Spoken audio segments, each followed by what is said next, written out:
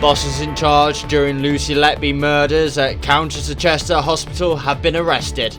3 members of the senior leadership team at the hospital when Lucy Letby carried out her crimes have been arrested on suspicion of gross negligence manslaughter. Former nurse Lucy Letby is serving 15 whole life orders as she was convicted of murdering 7 babies and attempted to kill 7 others, with 2 attempts on one of her victims at the Countess of Chester Hospital between June 2015 and June 2016. Also on News at 10 tonight. Labour rebels have been yet offered another concession on welfare cuts following throwing the entire bill into question ahead of a key vote on Tuesday evening. In an 11th hour intervention confirmed while MPs are still debating the bill, the government announced the plans to tighten the eligibility criteria for personal independent payments have been removed from the bill. Also, a 92-year-old man will spend the rest of his life in prison after being convicted of the rape and murder of an elderly widow in 1967. Ryland Headley was jailed at Bristol Crown Court for a life with a minimum term of 20 years for the rape and murder of Louisa Dunn in 1967. He was found guilty of both charges by a jury on Monday 30th of June in what thought to be the UK's longest running cold case to be solved. And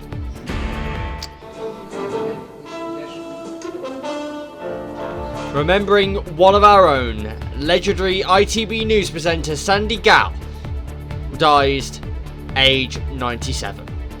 The veteran broadcaster and journalist Sandy Gall has died age 97, his family confirmed. Gall became one of the most familiar faces in the country, firstly as a foreign correspondent for ITN, before becoming co-presenter of this very programme, News at 10.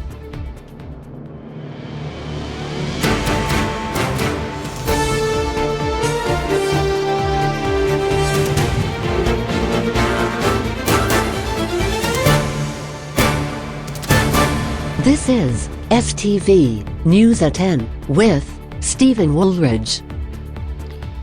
Good evening. 3 members of the senior leadership team at the hospital where Lucy Letby carried out her crimes have been arrested on suspicion of gross negligence manslaughter, the police have said. Former nurse Lucy Letby is serving 15 whole life orders after she was convicted of murdering 7 babies and attempted to kill 7 others, with 2 attempts on one of her victims at the Countess of Chester Hospital between June 2015 and June 2016. Following the convictions in October 2023, Cheshire Police launched an investigation into corporate manslaughter at the hospital after it was alleged bosses breached their duty of care by ignoring signs Letby was harming babies on the neonatal ward. But the detective in charge says today development does not impact Lucy Letby's convictions, but it focuses on the action or inaction of individuals concerning the hospital's response to the increased levels of infant fatalities. As our STV News reporter, Faye Barker, has the latest for us. The Countess of Chester Hospital again at the centre of bleak investigations over the deaths of babies in their care. Cheshire Police say yesterday 3 people who were senior leaders here 10 years ago were arrested. In a statement, the force said 3 individuals who were part of the senior leadership team at the Countess of Chester Hospital in 2015 to 2016 were arrested on suspicion of gross negligence manslaughter.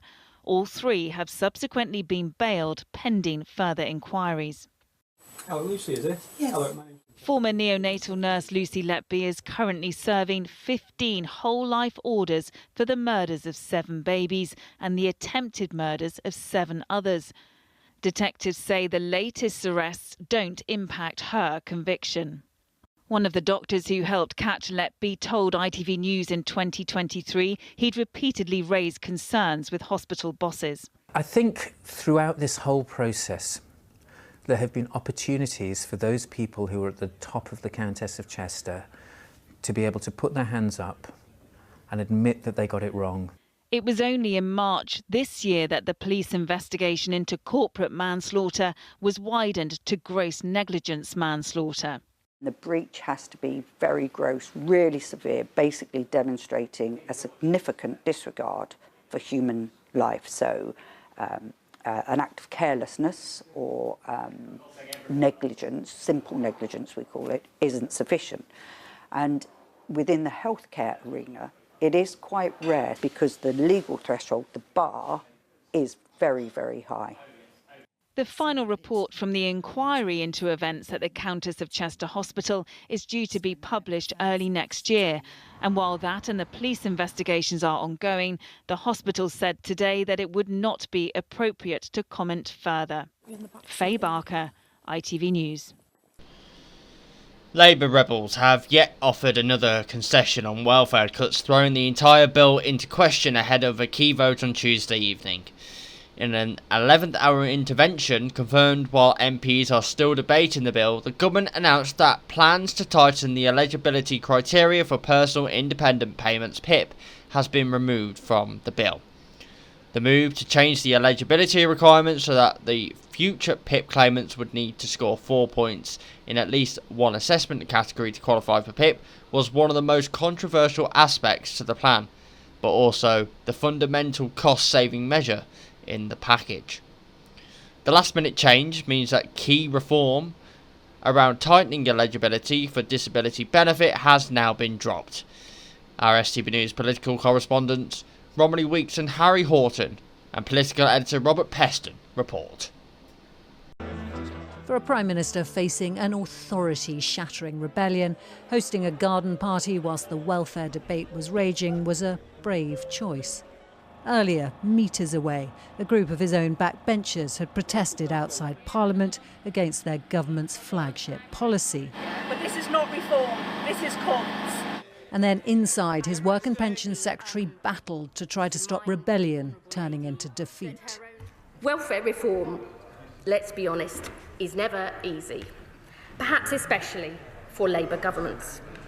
We have listened to the concerns that have been raised to help us get these changes right. The bill protects people already claiming PIP. It protects, in real terms, the incomes of people already receiving the UC Health top-up from that benefit and their standard allowance.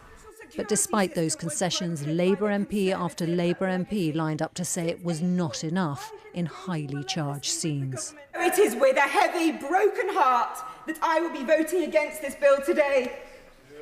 As a matter of conscience, I need my constituents to know I cannot support the proposed changes to PIP. These Dickensian cuts belong to a different era and a different party. They are far from what this Labour Party is for. The people I represent in the most deprived communities in our country don't yet think our government is on their side. A volley of criticism so sustained the Tory leader's line of attack was almost light relief. And I feel sorry for the Right Honourable Lady. She looks as if she's being tortured. This is a rushed attempt to plug, we all know why this is happening. This is a rushed attempt to plug the Chancellor's fiscal hole. But it was obvious the government was in a bind so serious an 11th hour climb down was coming. We will move straight to the wider review and only make changes to PIP eligibility activities and descriptors following that review. Effectively abandoning PIP reforms until the review into how they are assessed concludes should head off a devastating defeat, but it leaves a gaping hole in the Chancellor's budget and inescapable questions about why the Prime Minister failed to see any of this coming. Romilly Weeks, ITV News. Current claimants of personal independence payments have been told they won't be affected by the changes. But after the concessions tonight, many are still in fear about what could be ahead. Our political correspondent Harry Horton heard their concerns. Outside Westminster, many disabled people have little faith in the welfare system and on the government's plans to reform it. People like Rob, who receives personal independence payments because of mental health and mobility issues. He says his initial application didn't account for those like him. It was humiliating, degrading, you end up feeling like you don't deserve a life like other people. The government says existing recipients will be protected, but how would Rob fare if the criteria was tightened as he fears? I'd lose it. It's as simple as that. Existing PIP claimants are given points based on how much help they'll need with tasks like cooking meals, washing and getting dressed. If their score adds up to more than 8 points, the applicant qualifies for PIP. The government says a review co-produced with disability charities will help decide new rules from next year. Ray lives with multiple sclerosis. She doesn't yet receive PIP, but is considering applying. As her disease progresses, she's worried new rules will make it harder to get the help she needs. It's going to create a two-tiered system where somebody with the same condition at the same sort of progression, say, will be eligible or might be able to claim more or less. Despite late concessions, disability campaigners say they've little confidence the government understands their needs and concerns. Harry Horton, ITV News. Well, our political editor, Robert Peston, has joined us in the studio. So, Robert, what impact will this vote have? Well, this is certainly an example of political incompetence of a sort I haven't seen for many, many years. Because tonight, what they've announced essentially means there are no savings coming from any of this disability reform. Literally zero. The only stuff that's left in the bill is what you might describe as the nice stuff. So the level of universal credit is being raised. Something called the work capability assessment that many people don't like is being abolished. All those measures to help disabled people find jobs are being legislated for and being preserved. But what the government has done today is said there will be no changes to eligibility for the very important personal independence payment until this very important review that's going to be carried out by the Disability Minister, Stephen Timms, is finished. He's doing it as a co-production, not consulting, but as a co-production with disability rights groups. It is what most of the protesters against the bill wanted. They have won. Some would say the whole process is irrational and therefore it's right that we should have ended in this place, but it doesn't look Keir Starmer or Rachel Reeves look desperately competent tonight. Not at all. Robert, thanks very much. Still to come on News at 10. Remembering the legendary ITV News presenter Sandy Gull, who has died aged 97. We'll have that story and more when we come back right after this very short break. Don't go away.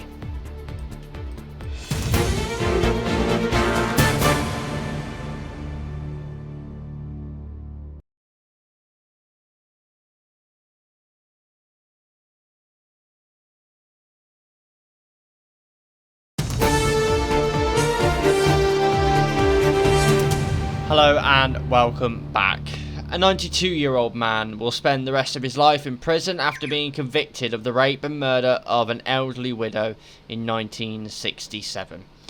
Ryland Headley was jailed at Bristol Crown Court for life with a minimum term of 20 years for the rape and murder of Louisa Dunn in 1967. He was found guilty of both charges by a jury on Monday the 30th of June in what is thought to be the UK's longest running cold case to be solved. Today, Mr. Justice Sweeting told Headley he will die in prison. He was 34 when he forced open a window at a home of Louisa Dunn, 75, in the Eton area of Bristol in June 1967 before attacking her. Mrs. Dunn, a mother of two, was found dead by neighbours in the front room of her terrace home in Britannia Road on the morning of June 28th. A pathologist concluded that Mrs. Dunn died from asphyxia due to strangulation and pressure on her mouth, probably from a hand being held over it. Bristol Constabulary as the force was then launched a huge investigation, taking the palm prints of 19,000 men and boys in an attempt to find a match to one on an upstairs window. But the case remained unsolved for more than 50 years until Avon and Somerset police detectives sent items from the original investigation for DNA testing for the first time. Semen recovered from a blue skirt worn by Mrs. Dunn matched Headley's DNA to a ratio that meant it was 1 billion times more likely to be from him than anyone else. When his left palm print was finally taken in November last year, it matched the print left at the scene. Mrs. Dunn's murderer, Headley, had moved his family to Ipswich, where he was jailed for raping 2 elderly women after forcing open windows at their homes in 1977. Headley of Clarence Road, Ipswich, denied Mrs. Dunn's rape and murder, but was found guilty by a jury after 9 hours and 53 minutes of deliberations. I feel it falls to me to speak for the people who are no longer here. The granddaughter of Louisiana Dunn has told a court how Ryland Headley's evasion from justice for almost 60 years had a devastating effect on her family. Mary Dannington, who was a 20-year-old student when her grandmother was murdered, is now also the same age as Louisa Dunn when she died. Mrs. Dannington stood in the witness box at Bristol Crown Court to tell Mr. Justice Sweeting about the impact Ryland Headley's actions had on her family. 7 members of the jury panel that convicted the 92-year-old on Monday returned to court on Tuesday morning to see Headley wearing a dark red jumper in the dock sentenced. Mrs. Dannington told the court, "The death of my grandmother had a far-reaching effect through my family. I feel it falls to me to speak for the people who are no longer here." Mary Dannington told the court, "Her death had a big impact on my mother, my aunt and her family. I don't think my mother ever recovered from it. The anxiety caused by her mother's brutal rape and murder clouded the rest of her life. The fact the offender wasn't caught caused my mother to become and remain very ill." Mrs. Dayton said her mother, as a working class woman in the 1960s, did not benefit from counselling services. She said, "When people found out about the murder, they withdrew from us. In my experience, there is a stigma attached to rape and murder." Mary Dayton told the court of her shock when told her grandmother's killer had been caught after almost 6 decades. "It turned my life upside down," she said. "I feel sad and very tired, which has affected the relationships I have with those close to me.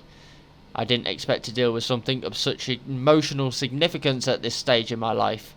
It saddens me deeply that all the people who knew and loved Louisa are not here to see that justice be done." And finally, the veteran broadcaster and journalist Sandy Gull has died aged 97, his family has confirmed. Gull became one of the most familiar faces in the country, firstly as a foreign correspondent for ITN, before becoming co-presenter of this very programme, News at 10. His family revealed he died at his home in Kent on Sunday and paid tribute to him, saying, "His was a great life, generously and courageously lived." Gull's career in journalism spanned more than 50 years, starting in 1952. When he joined the Aberdeen Press and Journal. He then worked at Reuters news agency for 10 years as a foreign correspondent before joining ITN in 1963. But we look now at Sandy Gull's legendary career. Here's James Mates.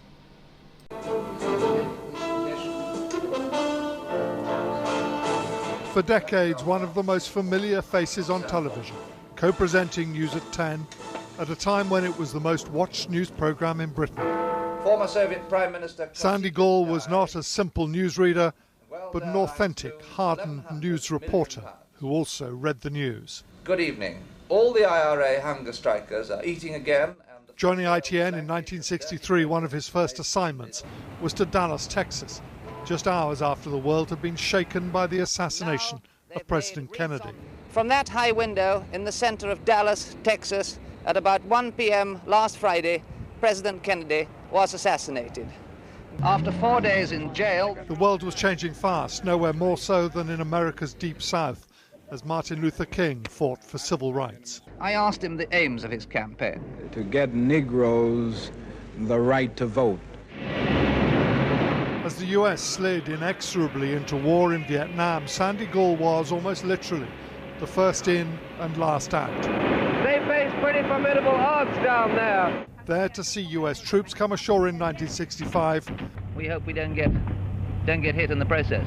One of the very few who dared to stay on after the North Vietnamese victory a decade later. This is a historic moment, the arrival of the North Vietnamese regular army in Saigon. And then we couldn't get out, of course. They cut off all communications, the North Vietnamese. It took us about 2 weeks to get out. 45 seconds to transmission. The move into the News at 10 studio was not an obvious one. Described by his editor as having the face of a benign pugilist enhanced by a minicab smash. Gall, alongside Alistair Burnett and Reggie Bosanquet, was one of the new breed of presenter reporters. But Sandy never lost the yearning to be on the road, and as the Mujahideen fought a 10-year guerrilla war against the Soviet army in Afghanistan, there was only one way to cover it: on foot, on horseback, weeks of travelling through the Hindu Kush. Although travel with the Mujahideen is bad enough in summer, in winter it's extremely hard. I think Sandy Gall was one of the most brilliant journalists I've known, and around his work, ITN was able to build an enormous reputation. He travelled the world, he covered wars, he covered political upheavals, and what he said, people believed. He gave ITN and News at 10 its credibility. When Sandy Gall said something, everybody believed it. In 1992, at the age of 65, he finally decided he needed to slow down, though not without some regret. It couldn't go on forever, but for one of the greatest television journalists of his generation, what a career it was. And that is it. Good night.